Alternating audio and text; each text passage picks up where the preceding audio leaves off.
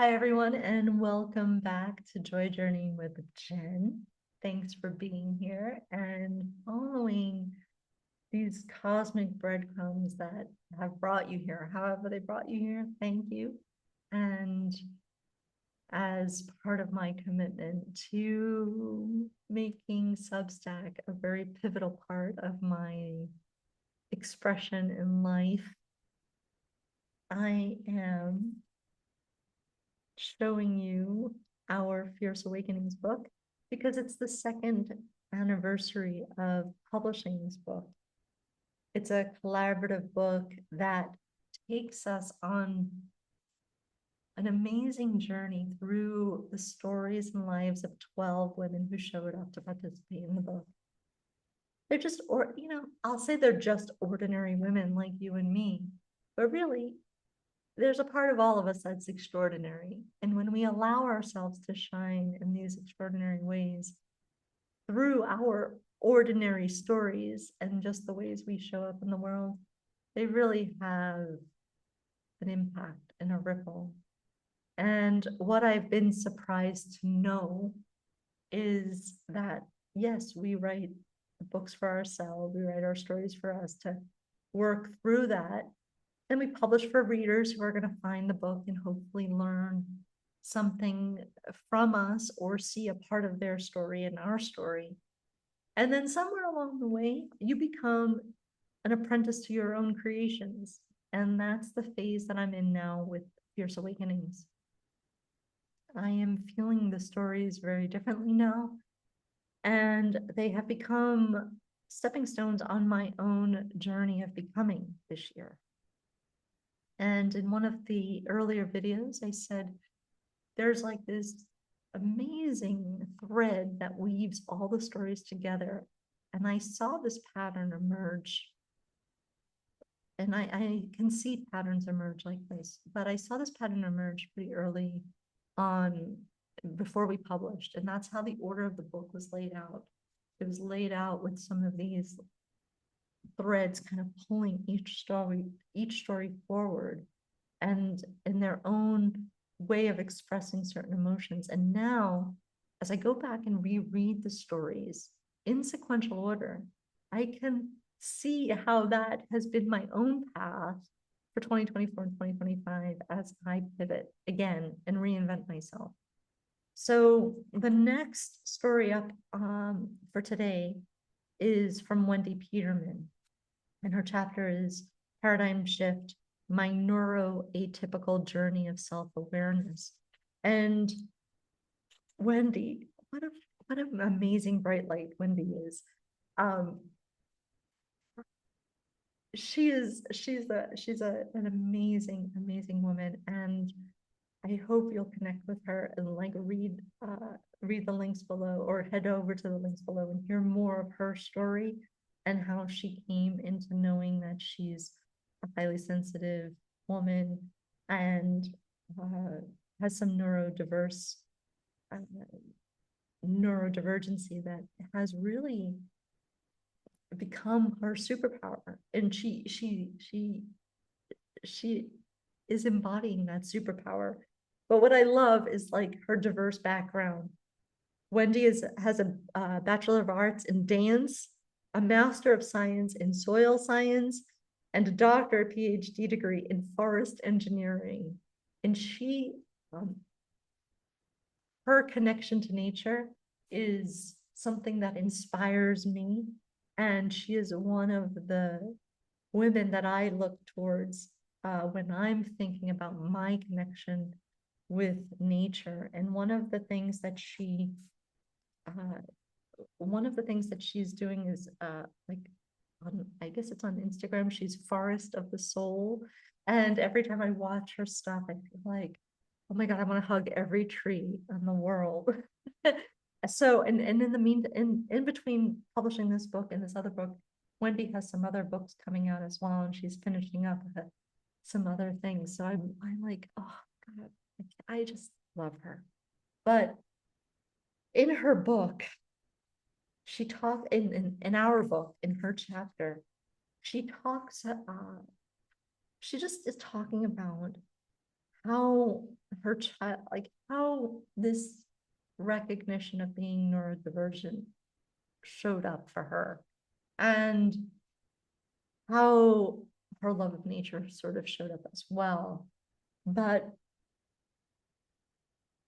she talks a lot about like the frustration of being a different kind of kid in a system that doesn't support you. So in my own like way of thinking of the book, her story completely connects to Nicole's story, which I just talked about in the previous video, of how we're we weren't aware of highly sensitive children, and we masked, you know, how to survive that we had to mask that or numb it or find ways of doing this. And then with Nicole's story being the teacher in the room, seeing that, and then with Wendy going back and looking at some of her childhood experiences, and then how that kind of came out like now in this need of self-regulation and self-awareness, and how she started to see this as something else for her. So I want to just,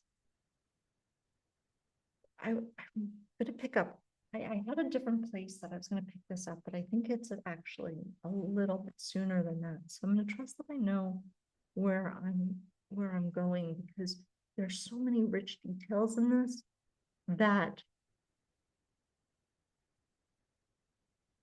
I feel them. Like I feel so many of her words on the page. So I'm going to start where I'm going to start. So in Wendy Peterman's words in her chapter, Paradigm Shift, My Neuroatypical Journey of Self-Awareness. I'll just start here.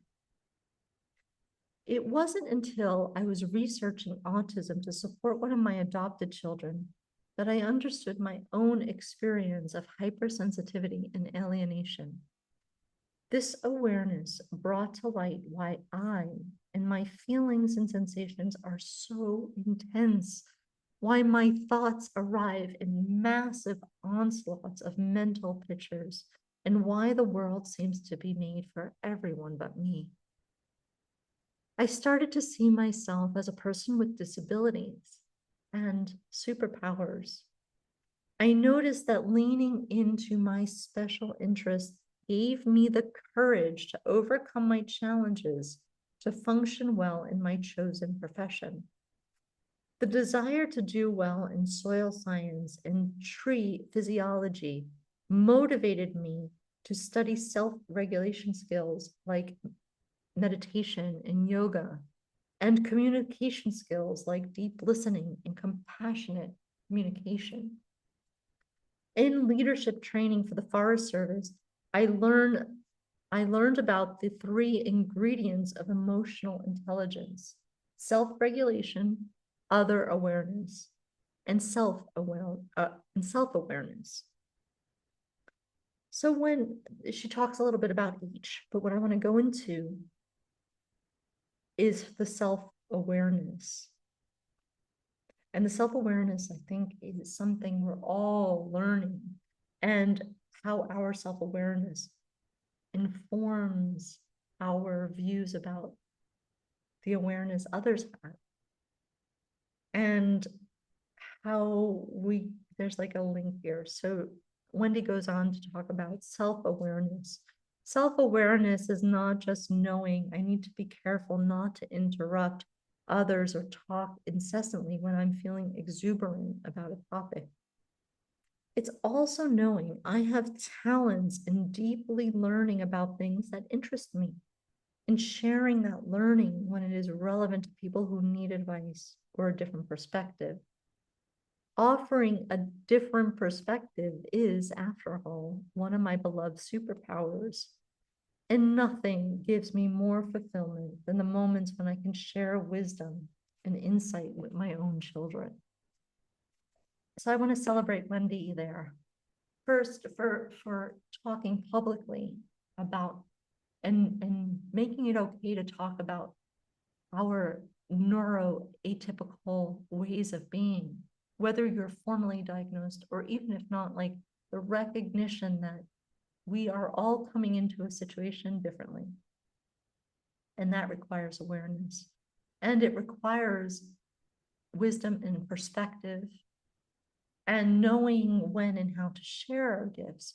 So when I think of Wendy now, and when I think of Wendy now, when I think of Wendy's story now, and how it still has me wondering about things that I mask in my lifetime and ways that I masked to be successful and to play in a man's world.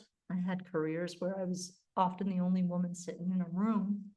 I was covering high tech for a while, and I would walk into rooms where there were only men engineers working on things, and I had to learn how to be in that space and not feel looked down upon because I didn't know what they knew. And I didn't pretend that I knew what they knew.